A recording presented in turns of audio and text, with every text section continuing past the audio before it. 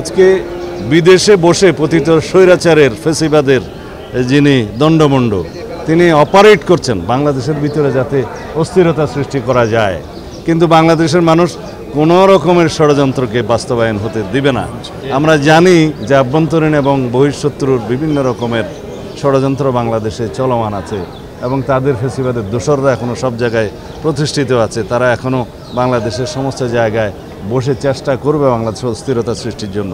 কিন্তু গণ আন্দোলনের যে আকাঙ্ক্ষা, গণবিপ্লবের পরবর্তী মানুষের যে অভিপ্রায় এবং মানুষের মধ্যে যে উচ্ছ্বাস সৃষ্টি হয়েছে তার মুখে সব কিছু ভেসে যাবে। সরকার যে 6টা সংস্কার কমিশন ঘোষণা করেছেন সেটা আমার জানা মতে এখনও পর্যন্ত পূর্ণাঙ্গ হয়নি। তবে মাননীয় প্রধান উপদেষ্টা আশা প্রকাশ করেছেন, তাদের সাথে মিটিং করেছেন যে 1 অক্টোবর থেকে তারা কাজ শুরু করবেন এবং 3 মাসের মধ্যে রিকমেন্ডেশন জমা দিতে পারবেন। আমরাও আশা করি তারা তাদের কাজগুলো সফলজনকভাবে সমাপ্ত করতে পারবেন। আমরা আমাদের দলের পক্ষ থেকেও আমরা সকল কমিশনে আমরা আমাদের সুপারিশসমূহ প্রদান করব। ওনারা ডাকলেও যাব, না ডাকলেও যাব।